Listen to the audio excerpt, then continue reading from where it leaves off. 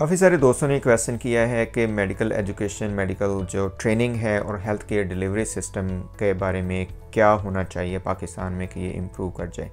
अभी तक जो सिस्टम हमारे पास है पाकिस्तान में वो हम ब्रिटिश की एक कॉपी कर रहे हैं, जिसमें हौजा वो लोग करवाते हैं। उसके बाद अगर आपने स्पेशलाइजेशन करनी हो तो आप जनाब FCPS कर सकते हैं, या भी कुछ और भी जैसे UHS वगैरह ने कुछ कोर्सेज़ निकाले हैं वो कोर्सेज़ कर सकते हैं, या MPhil या इस लाइन पे आप जा सकते हैं। अब ये PMC, NLE और PMDC वगैरह का जो चक्कर चल रहा है, इसमें ये बताया जा रहा है कि कोशिश की जा रही है कि जी आप US से को शायद कॉपी कर रहे हैं।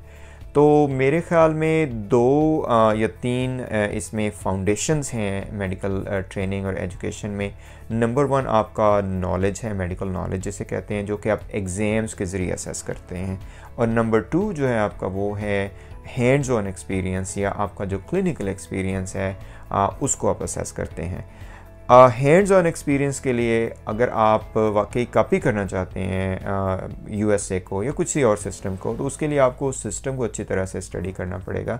यहाँ पे जो USA में मैं ख़ुद भी यहाँ पे एडमिनिस्ट्रेशन में भी हूँ, टीचिंग में भी हूँ, तो मैं आपको बताता चलूँ कि इधर आपके जो हैंड्स ऑन एक्सपीरियंस के लिए जब आप एक मेडिकल ग्रेजुएट आता है, दे डिसाइड कि उन्होंने क्या करना है, किस फील्ड में जाना है, और फिर वो उसमें आते हैं, रेजिडेंसी में आते हैं। हर फील्ड की जो रेजिडेंसी है वो ऑलमोस्ट 3 इयर्स की है। उसके बाद फिर अगर आपने कुछ फील्ड्स हैं जिसमें रेजिडेंसी ज़्यादा भी है, उसके बाद फिर अगर आपने फ़ेलोशिप करनी हो तो आप फ़ेलोशिप में चले जाते हैं, और देन यू स्टार्ट प्रैक्टिसिंग। अगर आपने 3 साल की रेजिडेंसी करके प्रैक्टिस शुरू करनी है, एक्सटेंडेड आइट प्रैक्टिस है, आप उसमें प्रैक्टिस में चले जाएँ, आप स्टेट को अप्लाई करें, आप लाइसेंस लें, और उस हर स्टेट का लाइसेंस बोर्ड अलहदा बोर्ड है। ठीक है जनाब। और ये तो हो गया आपका हैंड्स ऑन एक्सपीरियंस, जिसमें आपकी रेजिडेंसी आती है, दैन आपकी जो हॉस्पिटल की रोटेशंस होती हैं वो होती हैं।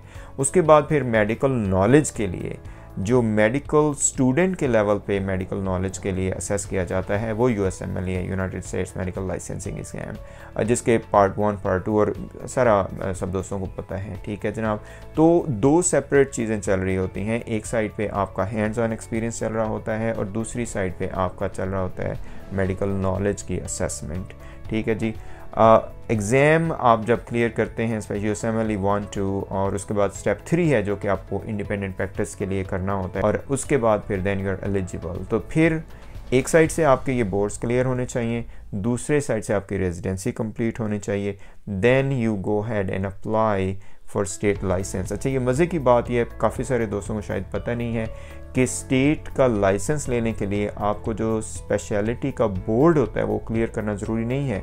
जैसे पीडियाट्रिक्स का बोर्ड है, इमरजेंसी का बोर्ड है, और इसी तरह जो है वो कार्डियोलॉजी का बोर्ड है, मैं एग्जांपल दे रहा हूँ। तो आपको रेजिडेंसी के बाद इन ये जो स्पेशलिटीज़ होती हैं उसका बोर्ड क्लियर करने के लिए करना ज़रूरी नहीं है। लाइसेंस के लिए आप रिक्वायर्ड है आपके लिए कि आप करें, बाद में आप कर लें।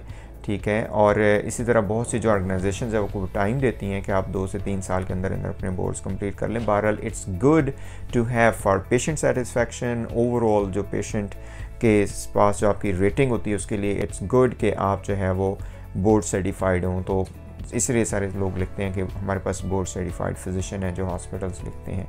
ठीक है। तो ये 2 चीज़ें हैं कि रेजिडेंसी जो है वो एक बड़ी कॉम्पिटेंट किस्म की रेजिडेंसी है। अब पाकिस्तान में मसला ये है कि हमने सारा अलगम मलगम बनाया हुआ है कि जनाब 1 साल के हौजाब के बाद किसी को कोई पता नहीं होता कि हमने क्या करना है। कभी कोई सर्जरी में चला जाता है, कभी कोई मेडिसिन में चला जाता है, कभी कोई पीडियाट्रिक्स में चला जाता है। कुछ स्टैंडर्डाइज सिस्टम नहीं है। तो अगर आप वाकई ही ये NLE वगैरह करना चाहते हैं, लागू करना चाहते हैं, इस तरह को कोई निज़ाम लाना चाहते हैं, तो it's good, that's not a problem at all. लेकिन मसला ये है कि फिर आप बाकी चीज़ें भी स्टैंडर्डाइज करें।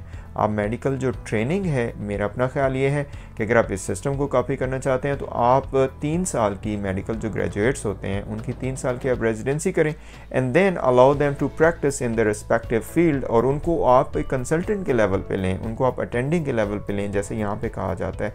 यहाँ पे जब आप जैसे मैंने 3 साल का बोर्ड किया हुआ है, तो आपके नाम के साथ वही अटेंडिंग होता है। Then you can apply, universities में पोजीशंस होती हैं टीचिंग, वो अप्लाई कर सकते हैं। आपको फेलोशिप करना ज़रूरी नहीं है।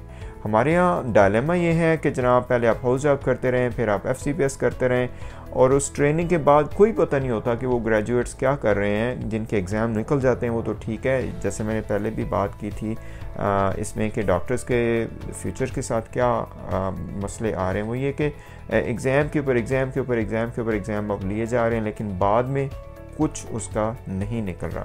तो ये बहुत ज़रूरी है कि चेंज करना चाहते हैं तो पूरा सिस्टम चेंज करें। ये ऐसे छोटे मोटे ढकोसले इधर से पकड़ लिया उधर से पकड़ लिया, इसका कोई फ़ायदा नहीं है। Thank you. अगर आप लोग अपना फ़ीडबैक दें तो मैं उसका बहुत शुक्रगुज़ार हूँ, और इंशाल्लाह मज़ीद भी इस बारे में हम बात करते रहेंगे। Thank you so much.